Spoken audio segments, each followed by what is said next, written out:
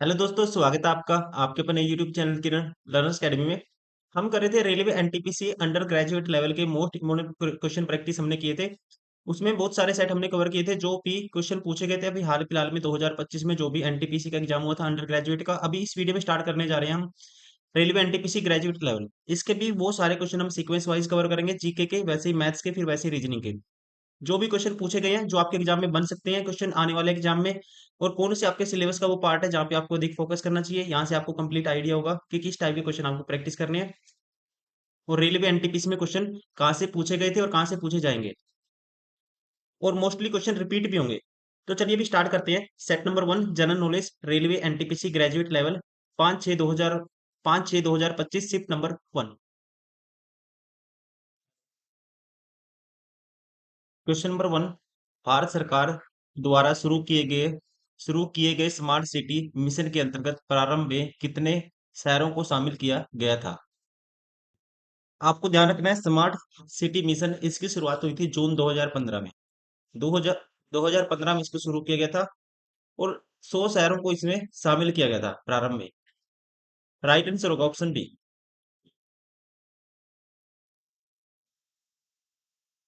Question number 2, when navigating through option in a dialog box और menu using the keyboard, what is the primary function of the tab key? Keyboard का उपयोग करके किसी dialog box या menu में option के माध्यम से नेविगेट करते समय टैब कुंजी का प्राथमिक कार्य क्या है? आपको ध्यान रखना है दोस्तों, जब हम नेविगेट करते हैं थ्रू डायलॉग बॉक्स या कहते हैं मेन्यू यूजिंग द कीबोर्ड, तो टैब की का जो प्राइमरी फंक्शन होता है ये होता है to move the focus to the next available option और कंट्रोल। फोकस को अगले जो भी अवेलेबल ऑप्शन है उसके ऊपर ले जाएगा, अगले ऑप्शन या कहते हैं कंट्रोल पर मूव कर देगा। राइट आंसर होगा ऑप्शन बी। इसका यूज यूजर के द्वारा नेक्स्ट फील्ड में कह सकते हैं स्विच करने के लिए किया जाता है। राइट आंसर होगा ऑप्शन बी।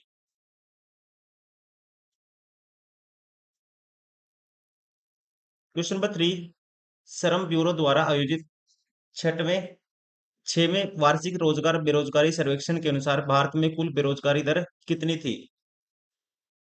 आप ध्यान रखेंगे, लेबर ब्यूरो ने जो छठा वार्षिक रोजगार बेरोजगारी सर्वेक्षण ये किया था 2016-17 में, और इसके अनुसार जो बेरोजगारी दर की गई थी ये थी ऑप्शन बी 5.4%, जिनमें से पुरुषों की जो बेरोजगारी थी ये थी 4% और महिलाओं के लिए थी 8.7%।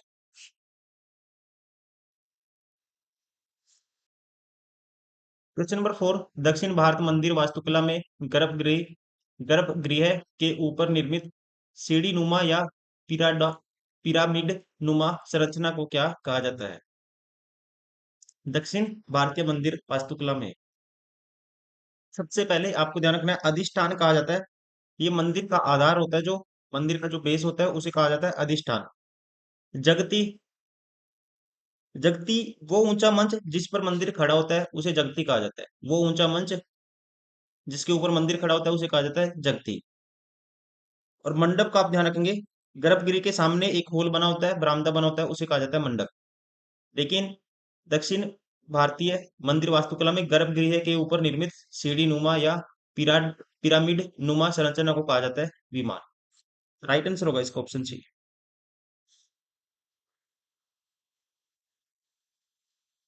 क्वेश्चन नंबर 5, संघीय विवादों के संदर्भ में सुप्रीम कोर्ट के मूल अक्षेत्राधिकार और उसके रीट अक्षेत्राधिकार के बीच प्रमुख अंतर क्या है? आपको ध्यान रखना है, संघीय विवाद अक्षेत्राधिकार फेडरल डिस्प्यूट जुरिडिक्शन इसको बोलते हैं इंग्लिश में, विशेष रूप से सर्वोच्च न्यायालय सुप्रीम कोर्ट के पास है, जबकि रिट क्षेत्राधिकार रिट जुरिडिक्शन सर्वोच्च न्यायालय और उच्च न्यायालय दोनों के पास है। सर्वोच्च न्यायालय अनुच्छेद 32 के तहत रिट जारी कर सकती है, जबकि उच्च न्यायालय अनुच्छेद 226 के तहत रिट जारी कर सकती है। राइट आंसर होगा इसका कह सकते हैं ऑप्शन ए, संघीय विवाद क्षेत्राधिकार केवल सर्वोच्च न्यायालय के पास है, जबकि रिट क्षेत्राधिकार उच्च न्यायालय के साथ संवर्ती है। राइट आंसर होगा इसका ऑप्शन ए।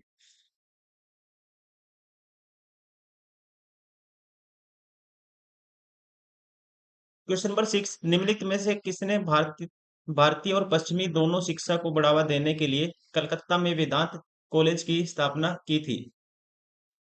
आपको ध्यान रखना है, कोलकाता में वेदांत कॉलेज की स्थापना की थी राम मोहन रॉय ने। राइट आंसर होगा ऑप्शन सी।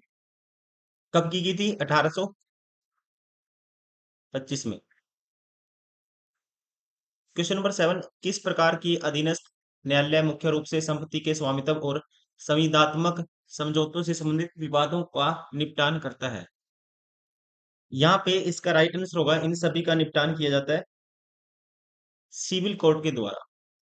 सिविल कोर्ट्स के द्वारा। राइट आंसर होगा option B. Question number 8, what is the purpose of the slide master in MS PowerPoint? Slide master का काम क्या है? देखो दोस्तों, एमएस पावर पॉइंट हम यूज करते हैं प्रेजेंटेशन के लिए। एक्सेल का यूज करते हैं हम डेटा बजटिंग में यूज किया जाता है, और कह सकते हैं बिलिंग में यूज किया जाता है एमएस एक्सेल का। और वर्ड प्रोसेसिंग सॉफ्टवेयर का आपको पता ही होगा, वो है एमएस वर्ड। अब आपसे पूछा है स्लाइड मास्टर का एमएस वर्ड में, सॉरी एमएस पावर पॉइंट में यूज क्या है?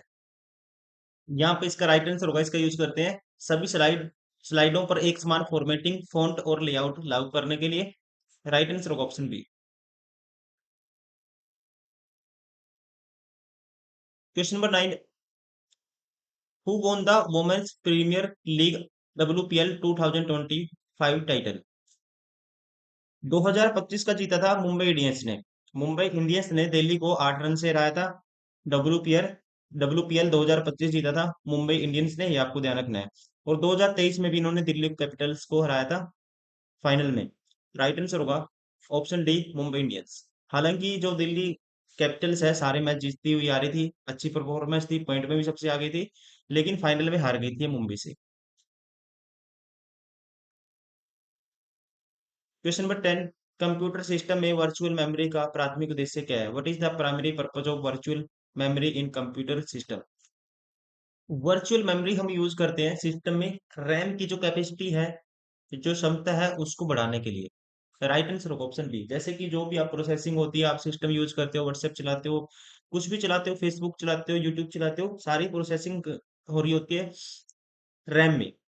रैम में सारी प्रोसेसिंग चलती है, और रैम की जो कैपेसिटी है उसको इंक्रीज करने के लिए, ताकि आपका सिस्टम अच्छे से काम कर पाए, स्पीड में काम करे, तो उसके लिए यूज किया जाता है वर्चुअल मेमोरी।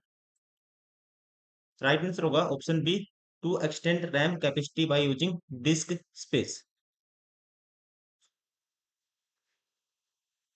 क्वेश्चन नंबर 11, सर्वोच्च न्यायालय अनुच्छेद 32 के अंतर्गत केवल किस विशिष्ट उद्देश्य के लिए रिट जारी कर सकता है? राइट आंसर होगा इसका टू प्रोटेक्ट फंडामेंटल राइट्स, मौलिक अधिकारों की रक्षा के लिए। Option A is correct.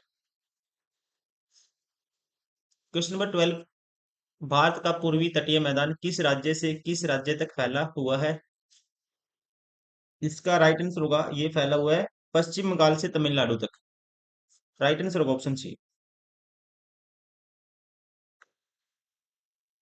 Question number 13, निम्नलिखित में से किस देश ने 2025 में बंगाल की खाड़ी अंतर सरकारी संगठन BOBPIGO की अध्यक्षता संभाली? ये संभाली थी, राइट आंसर होगा इसका भारत ने। Option D, Bharat. Question number 14, निम्नलिखित में से कौन कानून के माध्यम से अंतर जातीय और अंतर धार्मिक विवाह को बढ़ावा देने के लिए है? आपको ध्यान रखना है, राजा राममोहन रॉय 19वीं सदी के भारत में एक प्रमुख समाज सुधारक थे, जिन्होंने अंतर जातीय और अंतर धार्मिक विवाहों को बढ़ावा देने के लिए कई सुधारों की वकालत की थी। राइट आंसर होगा इसका option A, Raja Rammohan Roy. Question number 15, भारतीय दूरसंचार क्षेत्र को किस वर्ष की दूरसंचार नीति के तहत उदारीकृत बनाया गया था? यहाँ पे राइट आंसर होगा इसका ऑप्शन बी, 1994 में, 1994। Indian telecom sector was liberalised under the national telecom policy of 1994। आपको ध्यान रखना है, राइट आंसर होगा ऑप्शन बी। क्वेश्चन नंबर 16, चंद्र सतह ताप भौतिकीय प्रयोग 2025 पेलोड का प्राथमिक उद्देश्य क्या है? यहाँ पे दोस्तों ध्यान रखेंगे, चंद्र 3 या चंद्र 3, चंद्रयान 3 मिशन का जो हिस्सा, जिसका नाम क्या है, चंद्रा सरफेस थर्मोफिजिकल एक्सपेरिमेंट, जिसे बोलते हैं CHASTE। पेलोड को दक्षिणी ध्रुव के पास चंद्र सतह के तापीय गुणों को मापने के लिए डिजाइन किया गया था। इसका प्राथमिक उद्देश्य है चंद्र रेगुलित, मतलब चंद्र की सतह पर नीली चट्टान और धूल की परत के तापमान प्रोफाइल को 10 सेंटीमीटर की गहराई तक मापना था। और ये डेटा चंद्र की, या कहते हैं चंद्रमा की सतह के तापीय व्यवहार को समझने के लिए मदद करता है, जो भविष्य के चंद्र मिशंस के लिए इंपॉर्टेंट है। राइट आंसर होगा इसका ऑप्शन डी, कहते हैं चंद्र रेगुलित के ऊर्ध्वाधर तापमान प्रोफाइल को मापना। चंद्रमा की सतह पर नीली चट्टान और धूल की परत, इन सभी चीजों को, पूरी प्रोफाइल को 10 सेंटीमीटर गहराई तक मापना इसका उद्देश्य था।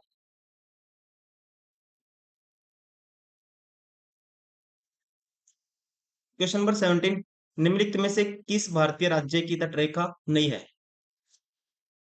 इसका राइट आंसर होगा राजस्थान। राजस्थान की कोई तटरेखा नहीं है, कोस्टल लाइन नहीं है। गुजरात की सबसे बड़ी है। क्वेश्चन नंबर 18, 24 डिग्री अक्षांश किस भारतीय राज्य की राजधानी के सबसे निकट से गुजरता है? इसका राइट आंसर होगा, ये गुजरता है भोपाल, जो MP की राजधानी है, मध्य प्रदेश की। राइट आंसर होगा ऑप्शन ए। क्वेश्चन नंबर 19, 45, निम्नलिखित में से कहता है, निम्नलिखित में से ये ऐसे लिखा हुआ है, निम्नलिखित में से कौन सा घटक सेंट्रल प्रोसेसिंग यूनिट का पार्ट नहीं है? कौन सा है जो CPU का पार्ट नहीं है? अब यहाँ पे पहला है अर्थमेटिकल लॉजिकल यूनिट। ये अपने आप में CPU का पार्ट है। अर्थमेटिकल लॉजिकल, या कहते हैं लॉजिकल ऑपरेशंस ये करता है, performs arithmetic and logical operation. इसके लिए यूज होता है अर्थमेटिक लॉजिक यूनिट, ALU का। कंट्रोल यूनिट भी CPU का पार्ट है। रजिस्टर भी एक स्टोरेज की तरह यूज होता है CPU में, छोटी छोटी यूनिट होती है, रजिस्टर होते हैं। लेकिन ग्राफिक कार्ड एक्सटर्नल इसको अप्लाई किया जाता है, लगाया जाता है। ये इसका पार्ट नहीं है, ये सेपरेट होता है। राइट आंसर होगा ऑप्शन डी।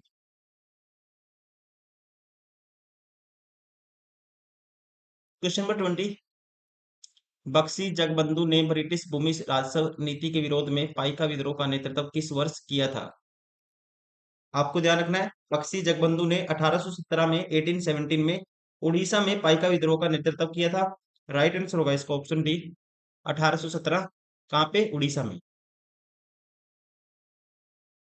क्वेश्चन नंबर 21, नवंबर 2024 में डेयरी क्रांति में भारत के योगदान के महत्व को उजागर करने के लिए कौन सा दिवस मनाया गया? दोस्तों आप ध्यान रखेंगे, डॉक्टर वर्गीस कुरियन, इनकी जयंती के उपलक्ष्य में 26 नवंबर को राष्ट्रीय डेयरी दिवस के रूप में मनाया जाता है। 26 नवंबर को मनाया था राष्ट्रीय डेयरी दिवस। राइट आंसर होगा ऑप्शन बी। क्वेश्चन नंबर 22, तख्त ए बही शिलालेख किस पार्थियन शासक का उल्लेख करता है? आपको ध्यान रखना है, तख्त ए बही शिलालेख एक महत्वपूर्ण ऐतिहासिक अभिलेख है, जिसमें पार्थियन शासक गोंडो फर्नेस का उल्लेख किया गया है। राइट आंसर होगा ऑप्शन सी, गोंडो फर्नेस। क्वेश्चन नंबर 23, लैंगिक असमानता सूचकांक में 193 देशों में भारत ने कौन सा स्थान हासिल किया? इसका राइट आंसर होगा, भारत का स्थान था इसमें 108वां। 2022 में द जेंडर इनइक्वालिटी इंडेक्स में भारत का कौन सा नंबर था? आपको याद रखना है, 108वां नंबर था। Option C. Question number 24, Sabarmati नदी निम्नलिखित में से किस स्थान से निकलती है? आपको ध्यान रखना है, साबरमती नदी भारत के राजस्थान राज्य में अरावली पर्वतमाला से निकलती है, और राजस्थान में 48 किलोमीटर की दूरी तय करने के बाद गुजरात में ये एंटर करती है, और फिर खंभात की खाड़ी में फाइनली गिर जाती है। राइट आंसर होगा ऑप्शन सी, अरावली पहाड़ियां, राजस्थान। क्वेश्चन नंबर 25, गुप्तोत्तर काल की राजनीति में भक्ति शब्द का प्रयोग डैश के लिए किया जाता था? को ध्यान रखना है, गुप्तोत्तर काल में प्रभावी शासन के लिए प्रशासन को विभिन्न क्षेत्रों में विभाजित किया गया था।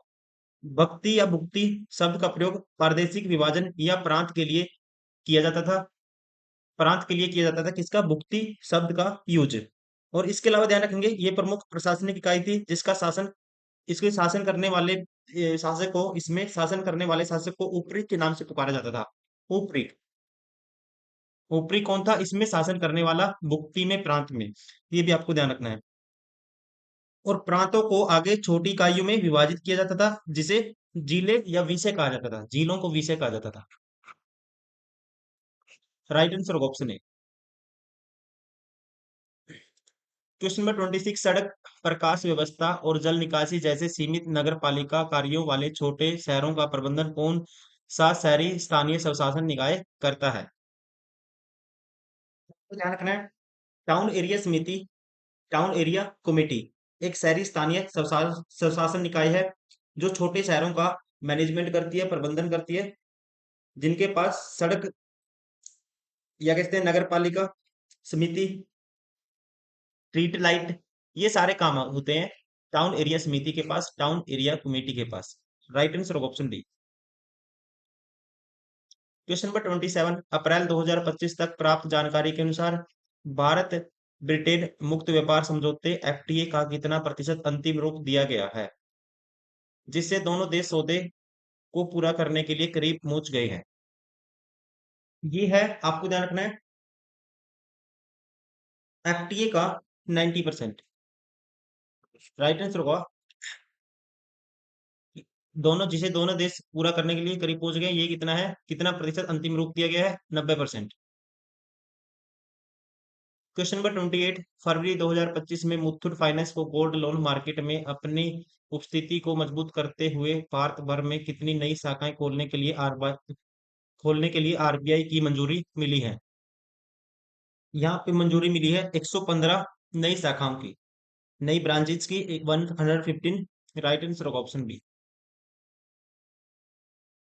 क्वेश्चन नंबर 29, एतु तोके संग्रह से निःसृत संगम संकलनों कुरुनानरू और पदित्र पत्तू के प्रमुख वर्ण्य विषय क्या है? ये क्या है, ध्यान रखेंगे आप, राजाओं और उनके कार्यों की वीरता और प्रशंसा, स्पष्टीकरण, जो है कह सकते हैं सी, राजाओं और उनके कार्यों का नायकत्व और प्रशस्ति, that is right answer option C. Question number 30, नवंबर 2024 में निम्नलिखित में से किसने भारत के नियंत्रण एवं महालेखा परीक्षक का पदभार ग्रहण किया नवंबर 2024 में? आपको ध्यान रखना है, के संजय मूर्ति ने 21 नवंबर 2024 को भारत के नियंत्रक और महालेखा परीक्षक कैग का पदभार ग्रहण किया था। राइट आंसर होगा, इनका नाम है के संजय मूर्ति। क्वेश्चन नंबर 31, आर्थिक सर्वेक्षण 2024-25 के अनुसार भारत के सकल घरेलू उत्पाद के प्रतिशत के रूप में अनुसंधान और विकास पर वर्तमान व्यय कितना है?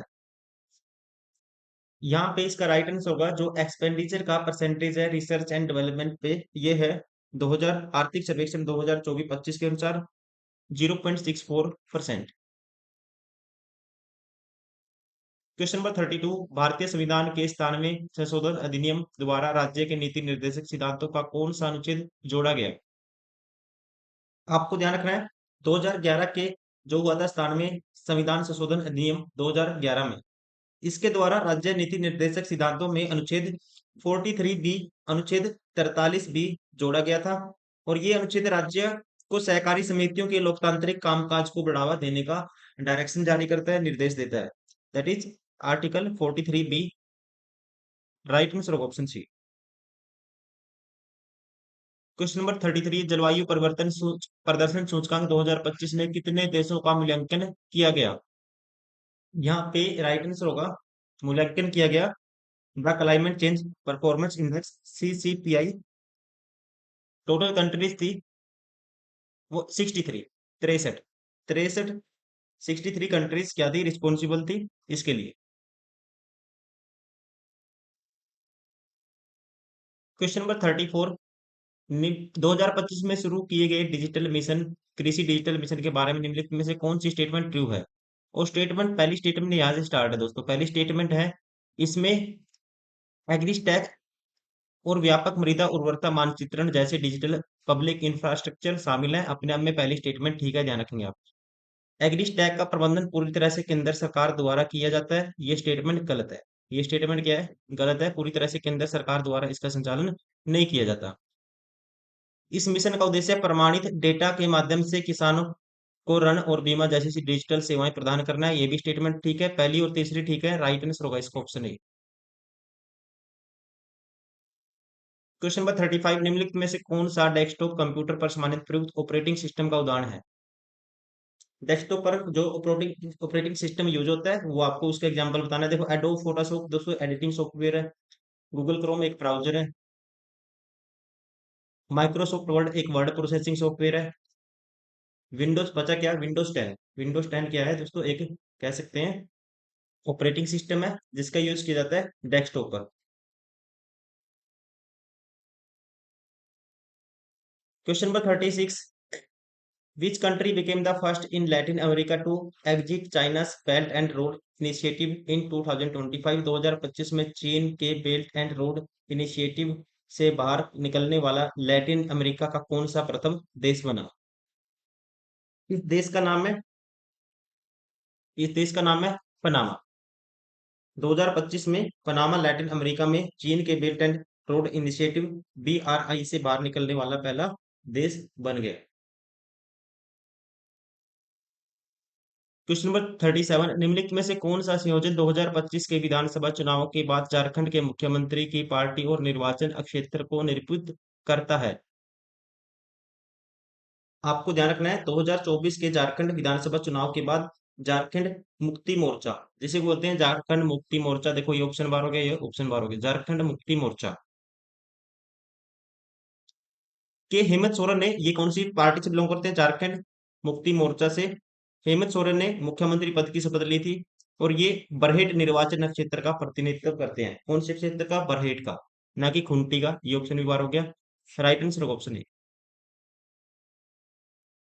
क्वेश्चन नंबर 38, निम्नलिखित में से कौन सा रासायनिक परिवर्तन का उदाहरण है? Which of the following is example of chemical change?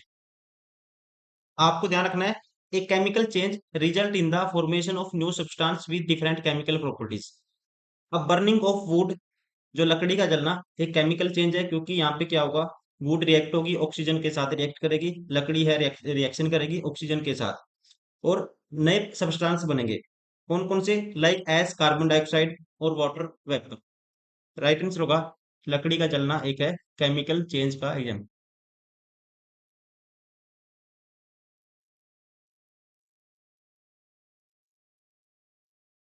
Question number 39, पौधे की जड़ में कौन सा संरचनात्मक कार्यात्मक निर्गम जैसे विनिमय में बाधा उत्पन्न करेगा लेकिन जल अवशोषण मतलब अब्जॉर्प्शन पर महत्वपूर्ण प्रभाव नहीं डालेगा? Which structural functional issue in a plant root would higher gas exchange but not significantly impact water absorption पे कोई भी इम्पैक्ट नहीं होगा। आपको ध्यान रखना है, स्टोमेटल स्टोमेटल अपरेटस, ये क्या करता है?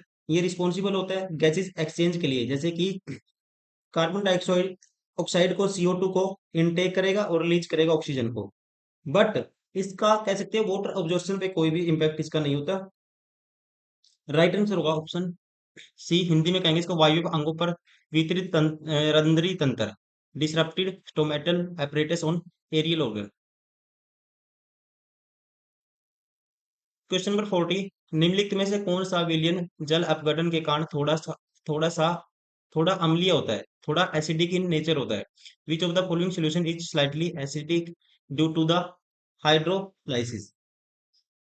आपको ध्यान रखना है, एसिडिटी और बेसिसिटी किसी भी सॉल्यूशन की डिपेंड करती है, किसी भी कह सकते हैं प्रोडक्ट की डिपेंड करती है, किसी भी सब्सटेंस की डिपेंड करती है साल सॉल्यूशन के ऊपर, उसकी स्ट्रेंथ के ऊपर। जितनी स्ट्रेंथ एसिडिक होगी उतना ही एसिड होगा, और जितनी स्ट्रेंथ स्ट्रेंथ उसकी बेसिक होगी तो उतना ही कह सकते हैं बेस होगा वो, अच्छा, जिससे वो बनते हैं। और अकॉर्डिंग टू गिवन ऑप्शन, इनमें से स्लाइटली एसिडिक है बाय हाइड्रोलाइसिस, ये है ड्यू टू हाइड्रोलाइसिस, ये होता है NH4Cl। कौन सा होता है? NH4Cl, ammonium chloride.